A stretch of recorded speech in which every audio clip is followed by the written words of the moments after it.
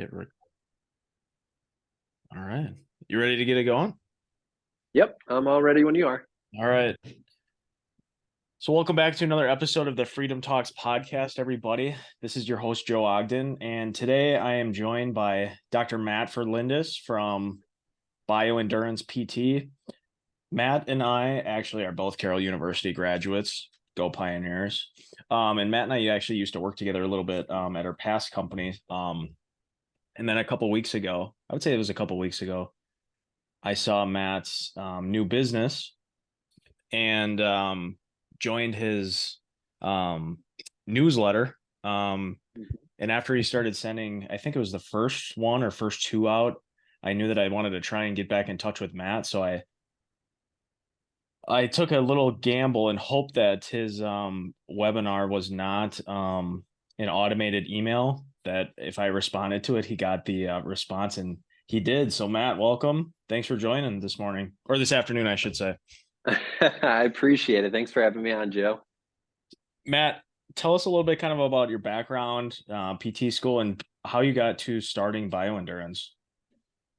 So I graduated from PT school back in 2017, so about 6 years or so now, and kind of started working in like an outpatient PT clinic and found that I really liked working with sports patients and especially more like sports medicine type patients after a lot of different injuries. And so I kind of fed into that passion a little bit more. I had been a lifelong runner, and so I'd always enjoyed running and always wanted to kind of specialize more into that realm of things. And so eventually, I decided to go through with a sports residency in physical therapy. That's run through a company called Evidence in Motion, or EIM. And so that was about 18 months of more intensive sports medicine specific training and mentorship, which was a really great opportunity for me to just kind of sharpen my skills with that patient population and to just advance myself and my knowledge with that whole population. And all of this whole time was kind of in the effort of eventually one day starting my own clinic. And that kind of brings us to where we are here. I started bioendurance back in May of this year. So we've been going for about 3 months or so now. And it's just kind of been a fulfillment of a lifelong dream to kind of have my own clinic that specializes in more endurance athletes and runners. So yeah. How's that transition gone from, because you were, I would assume, at a private practice before or bigger system Yeah. before? Yeah, so right now I'm working part time in more of a hospital based setting, and then Okay. the other part time is spent working on bioendurance Okay. as I start to kind of build up that caseload a little bit more. So kind of split in between now, but spending a decent amount of time with bioendurance. Yeah. Are you outpatient at your other part-time job? Yes, I am outpatient. I am outpatient. So it is definitely more sports medicine based, but I Yeah. do treat a lot of different things. But yeah. In bioendurance, are you in Franklin only, or are you doing remote training as well? So I do some remote coaching services. I've chatted with a few people from really all over the country already. But physical therapy services, my clinic is located in Franklin itself. And since I only have a Wisconsin PT license, I can do some like telemedicine services through bioendurance, but the patients have to be physically located in Wisconsin to treat them, since my license only applies to Wisconsin itself. Okay, so basically online would just be a general consult, no actual treatment. Correct. Unless they're in Wisconsin, then it can involve more treatment, but coaching can kind of be anywhere in the country, anywhere in the world, really. Okay. Now, actually, as I just noticed behind you, I'm going to assume you're a Hmm. David Goggins fans with the new book that's behind Yeah. you. Have you read Yep. it yet? Yep. Yes. I've read it and listened to his audiobook too. He puts a pretty cool audiobook out where he kind of does like a mix of audiobook, podcast, all of that type of stuff. So, yeah, I've listened to it and loved it. And yeah, it's been a good inspiration with my own training and also business ventures of starting bioendurance. So, yeah. I think he's a perfect guy to kind of bridge to the next kind of topic of today's podcast too, um, and really talking about the endurance athlete, whether you're just beginning or you are an expert, so to speak, as I think David could qualify for as being an expert, because I think he's one of the best endurance people on this planet. Yeah, yeah. Kind of, how did you get started kind of with bioendurance, and how does it influence you now as an endurance athlete?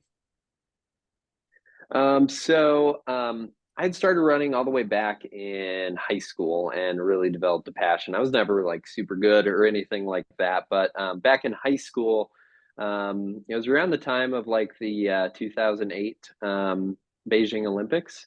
And Ryan Hall was the American Olympian that was running the marathon. And he didn't have a super great race or anything, but I was like really following him. And I'd prescribed to Runner's World magazine. And so I like poured myself into like loads and loads of articles of Runner's World magazines. And I saw many times that they were interviewing physical therapists or trainers or things like that. And that kind of planted the seed for me, like wanting to become a physical therapist. And with my passion for running and eventually getting into more triathlons, especially going through PT school and everything like that, it made me realize kind of more of that niche component that endurance athletes definitely have, and so they require a special kind of treatment and special focus. And it's hard to understand where endurance athletes and runners are coming from until you are one yourself, until you have the same goals and have the same visions and things of that nature.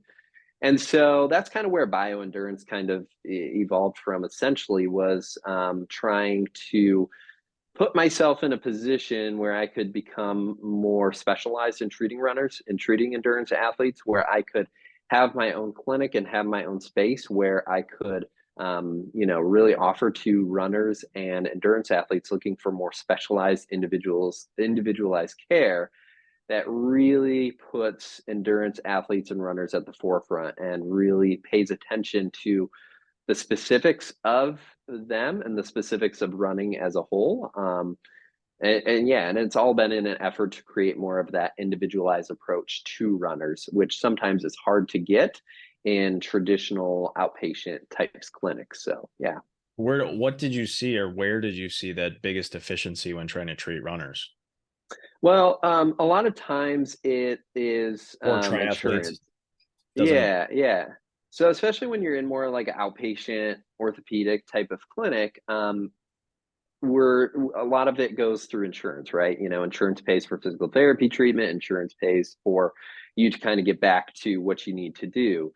And so insurance can sometimes make a lot of rules around that in terms of what you can go for. And so, just as a basic example, let's say somebody really wants to run a marathon and it's their goal to run a marathon. Let's say they're struggling with Achilles tendinopathy or something like that, something that is obviously going to be detrimental to them being able to achieve their goal of running a marathon.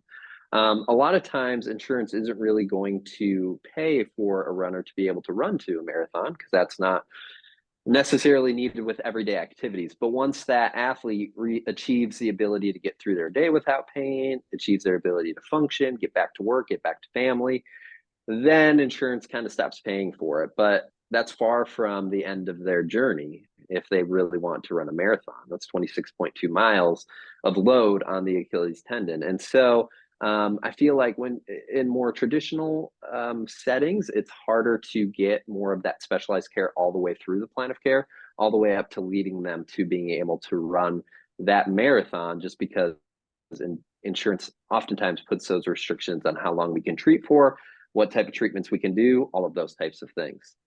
I think that's a huge challenge just in general. And I mean, quite honestly, I think that could be a different podcast in itself, with Yeah. a bunch of different providers is trying to figure out, okay, you have some of these patients in front of you.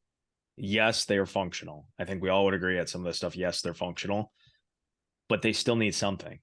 What are we supposed to do? Mm-hmm. Just say insurance isn't going to pay for it. Yeah. And I Insurance feel isn't like going as to do it. PTs too, we always have, I mean, if you're a PT, you're a PT because you want to help people. Yeah. And so that I was always a place where I was like, oh man, I wish I could provide more for these people, but there was just a certain point where I just couldn't provide anything more just because I wasn't allowed to. And so that just is kind of a bummer when you're really trying to help someone and you're limited with how far you can really go with them. Yeah. Now, since starting bioendurance the past 3 months, have you focused on, or I should say, have you seen more runners versus people that bike a lot endurance wise, or triathletes, or is it kind of a mix? I would probably say it's more skewed to runners, I know it's the summer in for sure. Wisconsin, so that probably changes it a Yeah. little bit. Yeah, it's definitely a little bit more skewed to runners, and I think that just makes sense just based off running is just a very, a lot of times we don't think about it like this, but it's, a very high load activity, and so with a lot of repetition. And so because of that, you're a little bit more prone to injuries, because of that versus like in triathlon, swimming injuries can often happen for sure, especially since a lot of times endurance athletes aren't necessarily used to upper body work if they're coming more from a running background. But swimming and biking are a little bit more low impact activities, whereas running is a lot more high impact activity. And so that's where a lot of injuries can come from. What are you seeing, or what do you think is one of the most prevalent runners injuries? I think probably most prevalent would be the two that come to mind most are number one would be tendinopathy issues, or where there is some dysfunction and irritation within the tendon itself. And that comes from a level of overuse of running. And that's where a majority of running injuries come from is overuse or overloading the tissues too much, and those tissues start to break down. I feel like any runner has probably had some sort of experience with a tendinopathy issue, some tendon, whether it's their Achilles, patellar tendon, whatever it may be. And that's definitely one of the most prevalent ones. And I know research is showing like a really high incidence of running injuries. Some research reports incidence of running injuries in runners to be as much as 85%. So like 85% of runners experience an injury at some point, and that's just a crazy high amount when you really think about it. The other big injury that I would say that a lot of runners have is another overuse injury is more of like a patellofemoral pain syndrome, where you're getting pain present at the front of the knee. A lot of times that can kind of come about at different points of running, landing, when they're taking a step, the beginning of runs, end of runs, things of that nature. But with both tendinopathies and patellofemoral pain syndrome, there's a lot of um, biomechanical, I guess you could say, impacts on those types of injuries, and a lot of biomechanics that can oftentimes cause or enforce those injuries, as well as a lot of biomechanic changes, whether it's through strengthening, running technique changes that can also treat those. So I would say those are two very prevalent ones, but two also very treatable injuries. I think running is really unique. And I say this from the background as I played college baseball, which is a bunch of different motions that make up the game of baseball. Running is just that. You are doing the same Mm-hmm. thing, the same motion, give or take, even though your form might alter depending on where you are in the race, but that's all you're doing. Yeah, Back and forth, it's back and forth, back and forth. it's over and over again, and it's that repetition. And it's also, if we look about it, but the body really has three planes of motion, right? There's the sagittal plane, or like if you think of like a bicep curling up and down. There is the frontal plane, or if you think of the arm moving straight out to the side, and then there's transverse plane where we're rotating at the spine or something like that. And running is almost purely sagittal plane, and we're not, getting as much of the transverse plane or frontal plane, which means a lot of the time we're just really overusing certain muscles and we're not activating other muscles enough. And so, for runners that aren't necessarily used to moving in the frontal or transverse planes, that can be where a lot of injuries come from and where they kind of originate from as well. And and this could be on the course of your career too, how many runners do you see that, and I just read your blog last week too, of the load versus the capacity of our tissues, or external and internal load, and my own marathon training right now, and this is the first time I've ever done it, so I have nothing to compare this to. How many people do you see that their training is so far off where it should be as far as getting the body prepared, and they're just doing too much too fast right away? Yeah, that's probably definitely the majority of where a lot of injuries come from. It's that overloading too fast, too quick kind of mentality. And it's hard to do that. It's hard to not fall into that category because if you're an endurance athlete, you want to, if you're training for a race or training for a specific distance, you want to get there as fast as possible. And so it's hard to sometimes slow yourself down and have that patience to, progress very, very slowly. But the classic is like the 10% rule, right? I think it was a article by Nielsen et al. That said you should really only increase by 10% every week. So let's say if you run 10 miles is your baseline, really you should really only go up to 11 miles the next week, and then another 1.1 mile the next week, and so forth and so on. And so I think a lot of injuries happen at that beginning phase because we're not used to it. And so as a result, we progress a little bit too quickly, we progress a little bit too fast, we start to do more intense running too quickly into that training regimen. And so our body isn't quite adapted or ready for that. And so as a result, a lot of the tissues and body structures break down and become dysfunctional and can become irritated and painful. Now, if you're an endurance athlete, whether you're looking to just run your first 5K or marathon or even triathlon or even an Ironman, although I don't know how many people are just waking up without knowing what an Ironman is besides one guy, Nick Bear, in this country and just doing it. Where do you start as to become an Good. endurance athlete?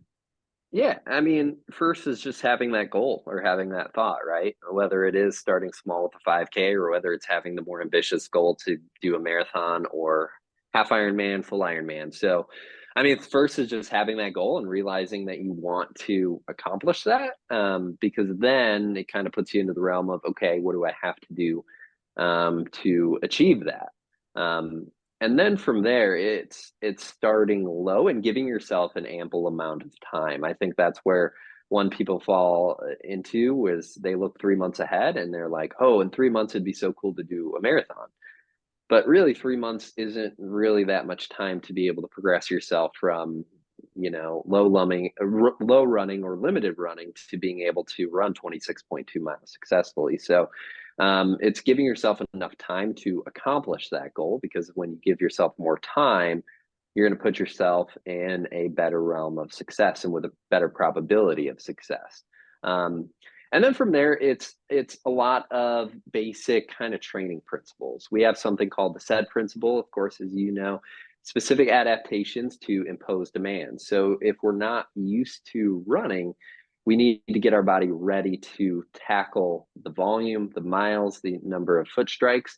We need to adapt ourselves to that. And that's by starting low and progressively overloading our body so it gets a little bit stronger and a little bit faster, and slowly going through there. And I would definitely advise, people, if they have a big goal or if they have a very big ambitious goal, they necessarily don't need to work with a coach full time, but chat with somebody that has experience with it, whether it is a PT or coach, because it can kind of get you started in the right direction with it. But a general rule of thumb and kind of what I like to follow is we should increase running frequency first. So frequency in terms of like how many times a week that we run. So if you're running 2 times a week and it's your goal to run 5 times a week, you should progress frequency first. And then duration. Once you achieve your ideal frequency, duration, or how many miles you're running or how long you're running.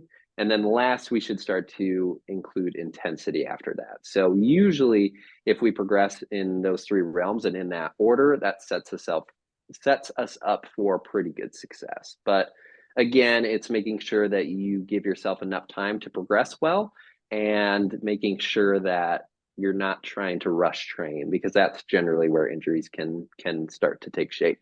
I would agree too. Now you just did a marathon 2 months.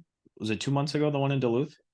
Yeah, it was just about two months ago, 2.5 months ago. Grandma's Marathon up in Duluth, Minnesota. It was a cool race. I enjoyed it. How was it? It was cool. It was the first time I'd ever done Grandma's Marathon. It's been a race I'd always wanted to do. It's just got a very like Northwoods feel to it, and I always grew up vacationing in the Northwoods, so it made for a really cool setting and really cool race to run. And how'd you do? Or you just Good. running? Yeah, it was good. I accomplished my goal. So I had two goals leading into it. I wanted to be able to do a PR, and leading into that, I had done 3 hours 52 minutes was my PR. And then the second goal was to not like overall just blow up. I had done two marathons prior to that, and they had gone really well for like 18 miles, and then I like blew up and almost had to walk run like the last 6 to 8 miles of it. So those were my two goals, and I accomplished it. I got a 3 hours 49 minute, so that was a PR. And then I was able to actually run the second half of the race faster than the first half by a minute or two. So my pace actually increased a little bit, or stayed the same throughout the race. So I was very pleased with that. I was very happy to accomplish those goals. So yeah. What um what were your keys to success, especially in the second half? As I mean, was it a nutrition, hydration, all the above, training? Yeah, I think a lot of it had to do with nutrition and hydration for me. I had made the decision to run with a hydration belt, or like one of those vests that kind of go on. I'd never done that before, but I had been training with a nutrition or a specific fluid that gives me a decent number of calories. And so I just kind of had that fluid with me and kind of stayed up with it, and then took water in at aid stations. And I mean, no matter what, if you're running a marathon, the second half is going to hurt a little bit. There's no doubt about it. And so I made a point to stop and walk through the aid station just so I could get as much water, hydration, and some Gatorade, Powerade, as much as I could. And that is what I think kind of helped me a little bit, is I just took the time to intake that. And I gave myself enough time to be able to intake that and get ready, and just ran to the next one. And by that point, they were like every mile or so. So it was kind of running from one aid station to another, getting the nutrition, and then running to the next one. Do you have any other races that are upcoming? No, so Grandma's Marathon was supposed to be like the first race for me for the year. But 2 weeks later, I just realized I wasn't recovering as well as I should have. And so I actually went to the doctor, and they told me I had mono of all things. I had a mono infection of all things. And then that got followed up by a bacterial infection in my throat, Oh wow. in one of my tonsils.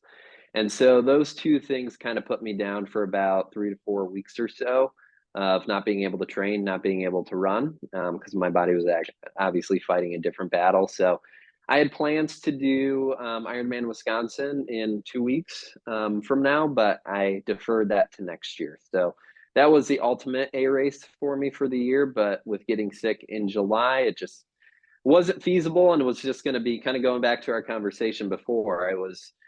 It was going to be way too much to try to get myself up to the position of volume and training to be able to accomplish that. And so I was like, it's better to put my health first and kind of pull the plug on that and delay that to next year. And mono's not fun. I had it in college. I don't think I'd wish that No, on anybody. And there's really nothing that they can do for you. It's just like you have mono. no, it's just, It's yeah, it's just a matter of waiting it out. And it was so weird because I turned 30 in June, and I get mono, and I get told I have to have my tonsils taken out. And I'm just like, shouldn't I have done both of these like a while way back? before. Yeah. So that was Um, kind of funny, but Now, were you sick when that big triathlon came to Milwaukee? no, Was that I'd gotten better by then.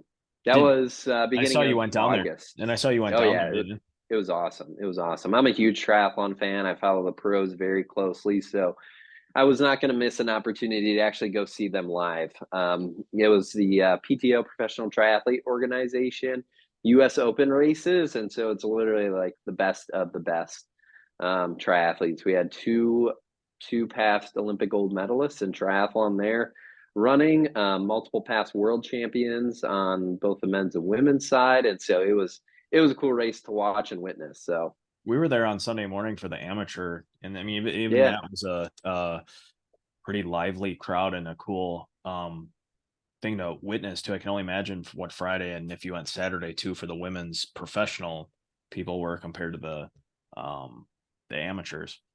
yeah, it was really cool. It was just cool to be able to watch them and be that close to them setting up their bikes. And Yeah, it was a cool experience for sure. I would definitely do that again if they came back to Milwaukee. I heard I think it was was Ben Stone, is that name the guy who won the Friday first place for the men's? Jan Frodeno.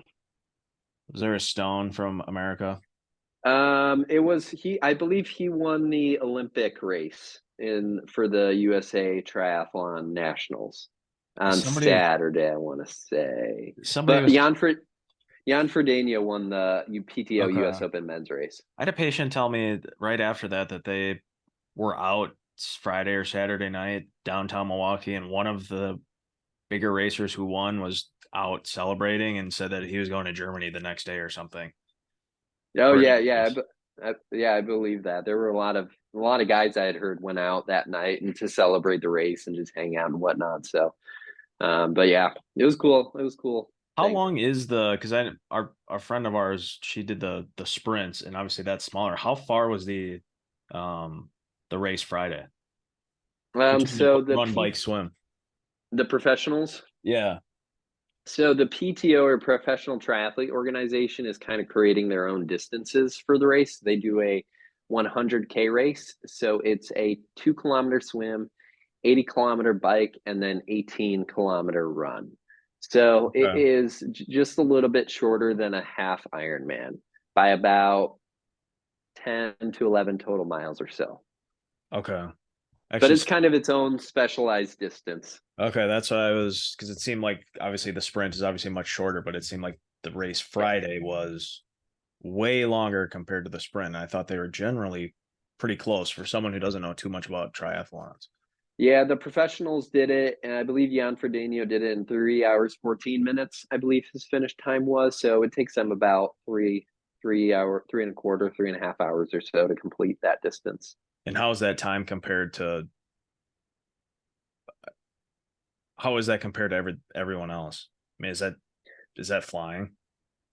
Yeah, that he had a remarkable race. I forget, I believe he was 30 seconds over second and third place. And then a lot of the other professional men were anywhere from 3 hours, 20 minutes to 3 hours, 30 minutes. So it's like he was ahead of everyone, but everyone was still pretty close in performance. And that's why the professional races are such good races.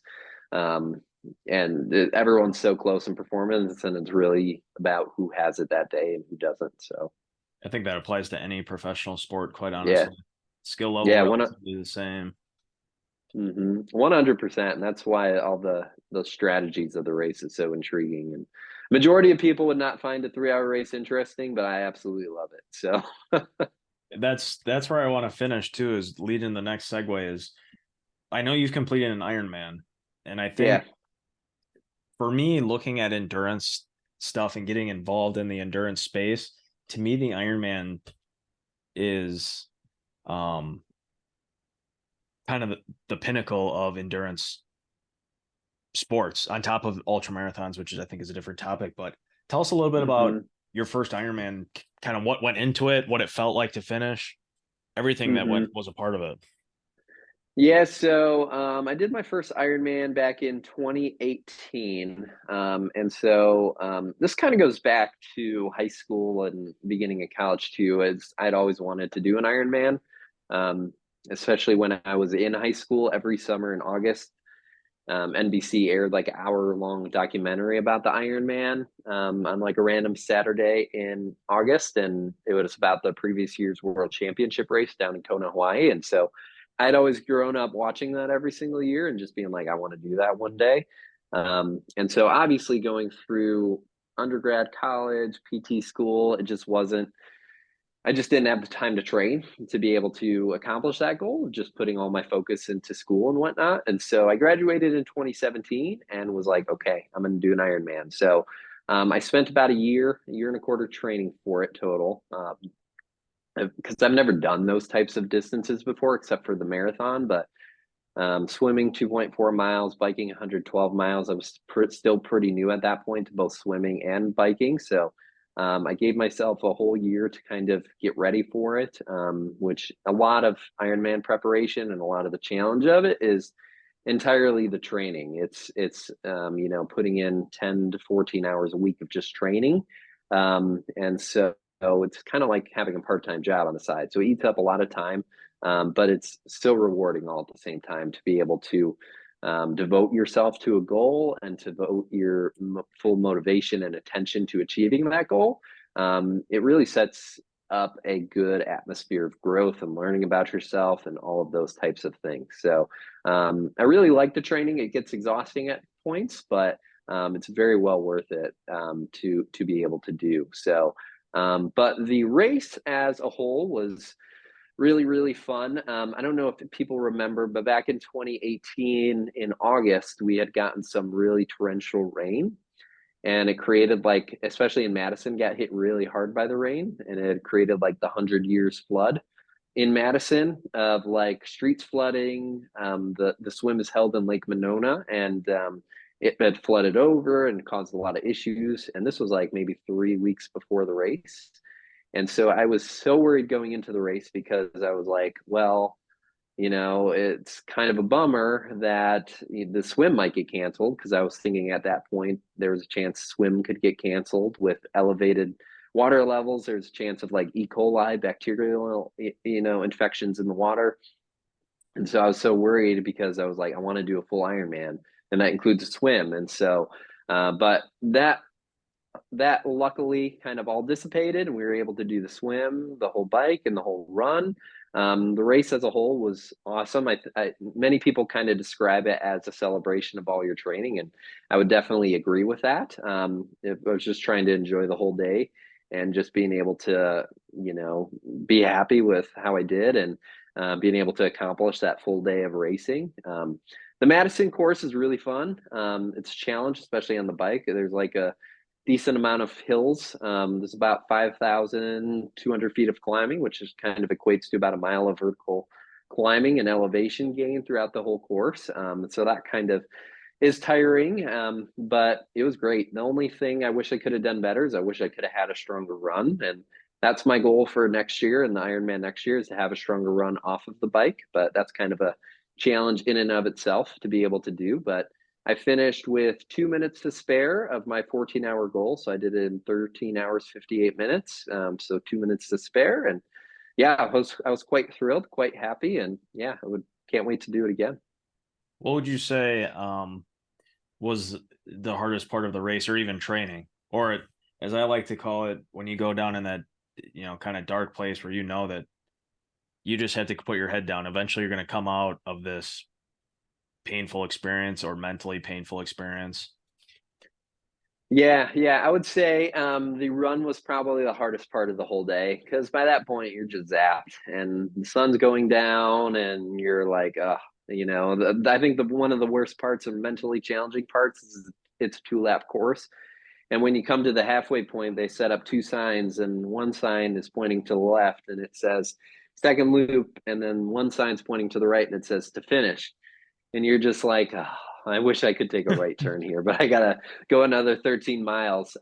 But probably the most memorable part of the whole day was I got to about a mile left, and my then girlfriend, now wife, was like waiting for me there, and I was like, what are you doing? You should be at the finish line. Like, I'm about to finish this race. But she was like, you only have like 12 more minutes to finish before 14 hours. I had to come out and make sure that you were going, to make sure that you were running, because I think she had saw on my tracker that I was slowing down a little bit. And so she came out and was like, you gotta go. And I was like, okay, I'm trying, but I'm going as fast as I can. And Yeah. so the last mile, I worked so hard. I was running as fast as I could, and I did in fact make it. But as my wife likes to remind me, she beat me in that last mile. So she had to run the same distance as me, and she beat me and made it to the finish line first. So she likes to say that that's the only race she's ever beaten me in. But yeah, that was a really exciting moment. And then just being able to run down the typical red and black carpet that they have set up. And Mike Riley, who's kind of the voice of Iron Man, he's retired now. He calls you out as an Iron Man, and just having that experience, it's priceless. I'll remember that forever. So it was just success, and it's just icing on the cake of everything that you've worked for, and all the training that you put in through the past year, and all the really early mornings, and 5, 6 hour bike rides. It's just all a kind of a celebration of that. So I wouldn't trade it for the world. Yeah, I mean, I think that's obviously a huge accomplishment, and I think people in the endurance space, that is the goal, is to that finish, regardless of what race it is, whether it's marathon, 5K, half marathon, whatever. To get to that finish, I think is what you're hoping for. 100%. Everyone has so many reasons, whether it's for yourself or proving that you can do something like that, or whether it's doing it for family or a cause. And that's the beauty of endurance and running. Everyone has their own reason for doing what they love to do and running. And so that adds to all the variety of it. And that's another reason I love doing what I do, because when I'm working with someone, I get to learn about their reasons for doing it. And we like the same thing of running, but sometimes it's for completely different reasons. And so it's just cool to learn that about people and be able to meet them at their level with that. Well, Matt, it's been awesome to catch up with you after Mhm. a couple years now since we worked together. Really appreciate you taking the time to talk a little bit today, especially about the endurance athlete, for anyone who's interested in starting, and just talking about your experiences as a whole. And I hope bioendurance gets off to a start and you're doing it full time relatively shortly. I appreciate it. That's a goal one day, but slowly but surely, and just kind of building a following and building some clientele and all of that. And it comes with anything else. It's just like running a race. It's just going to take time, and you got to be patient and you got to put the work in. Exactly. Well, thank you again, Matt. It's good to I'll edit that out. It's good to talk with you. If anybody has any questions for me at Freedom, you can reach us at freedomphysicaltherapy.com, and I'll let us know where, if you have questions about running or just curious about endurance training in itself, where people can locate you as well. So my clinic is over in Franklin, in kind of the industrial park area, but easiest ways to reach me are through probably Instagram. I have an Instagram account, Bioendurance Matt. And then it's pretty easy to access my website from there, which is bioendurancept.com. People can also email me really easily. It is matt@bioendurancept.com. But otherwise, yeah, those are probably the easiest ways for people to reach out if they have any questions or concerns or anything of that nature. Awesome. Thank you. Awesome.